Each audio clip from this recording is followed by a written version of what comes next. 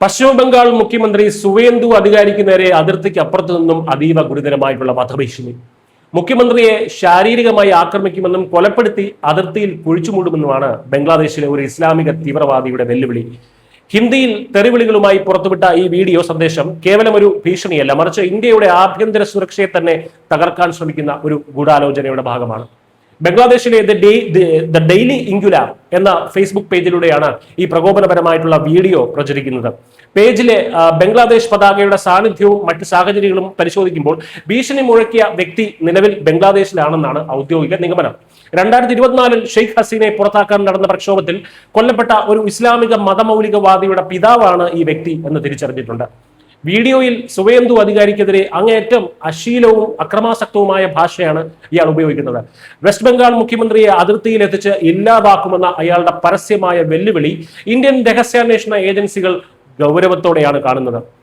മുഖ്യമന്ത്രിയുടെ personal assistant Chandranath Rath അടുത്തിടെ north 24 പർഗാനസിലെ മധ്യം ഗ്രാമിൽ വെച്ച് കൊല്ലപ്പെട്ട പശ്ചാത്തലത്തിൽ ഈ പുതിയ ഭീഷണി, മുഖ്യമന്ത്രിക്ക് നേരെ തന്നെ വരുന്ന ഈ പുതിയ ഭീഷണി ഭരണകൂടത്തെ കൂടുതൽ ജാഗ്രതയിലാക്കിയിട്ടുണ്ട്. എന്തുകൊണ്ടാണ് സുവേന്ദു അധികാരിക്കെതിരെ ബംഗ്ലാദേശിലെ തീവ്രവാദികൾ ഇത്രയധികം പ്രകോപിതരാകുന്നത്? അതിന് കാരണം ഇന്ത്യ നടപ്പിലാക്കിയ SIR പ്രക്രിയയാണ്. മമതാ ബാനർജിയുടെ വോട്ട് ബാങ്കായി പ്രവർത്തിച്ചിരുന്ന ബംഗാളിലെ തദ്ദേശീയ മുസ്ലിങ്ങളുടെ അവകാശങ്ങൾ കവർന്നെടുത്തിരുന്ന ബംഗ്ലാദേശി അനധികൃത കുടിയേറ്റക്കാരെ തെരഞ്ഞെടുപ്പ് പട്ടികയിൽ നിന്നും ശുദ്ധീകരിച്ച ഒരു നടപടിയാണിത്.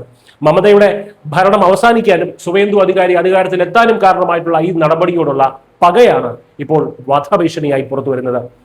മമതയെ തിരികെ കൊണ്ടുവരാൻ പ്രക്ഷോഭങ്ങൾ നടത്തുന്ന ഇക്കൂട്ടർക്ക് ഇന്ത്യയുടെ ഈ ഉരുക്കുമുഷ്ടി വലിയ തിരിച്ചടിയാണ് നൽകിയിരിക്കുന്നത്. ഈ തീവ്രവാദ ഭീഷണിയിലൂടെ സുവേന്ദു അധികാരിയെ ലക്ഷ്യം വെക്കുമ്പോൾ അവരറിയാതെ തകർക്കുന്നത് ബംഗ്ലാദേശിന്റെ തന്നെ വികസനത്തെ കൂടിയാണ്. ബംഗ്ലാദേശിലെ പുതിയ ഭരണ നേതൃത്വം ഇന്ത്യയുമായി നദീജല കരാറുകൾ ഉൾപ്പെടെയുള്ള സുപ്രധാന വികസന പദ്ധതികൾ പുനരാരംഭിക്കാൻ ആഗ്രഹിക്കുന്ന സമയമാണിത്.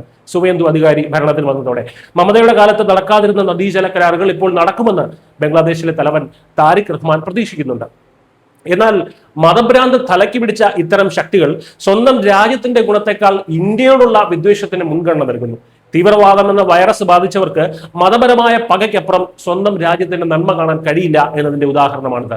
നിലവിൽ റെഡ് കാറ്റഗറി സുരക്ഷയുള്ള മുഖ്യമന്ത്രിക്ക് കേന്ദ്രസേനയുടെയും സംസ്ഥാന പോലീസിന്റെയും സംയുക്തമായ അതിശക്തമായിട്ടുള്ള സുരക്ഷാ വലയമാണ് ഒരുക്കിയിരിക്കുന്നത്. ഈ വീഡിയോയ്ക്ക് പിന്നിൽ പ്രവർത്തിച്ച വ്യക്തിയെയും ഇതിനു പിന്നിലെ വിപുലമായിട്ടുള്ള ശൃംഖലയും കണ്ടെത്താൻ പോലീസ് അന്വേഷണം ഊർജിതമാക്കിയിട്ടുണ്ട്. സുരക്ഷാ ക്രമീകരണങ്ങളിൽ യാതൊരു വിട്ടുവീഴ്ചയും ഉണ്ടാകില്ല എന്ന സംസ്ഥാന സെക്രട്ടേറിയറ്റ് വ്യക്തമാക്കിയിട്ടുമുണ്ട്.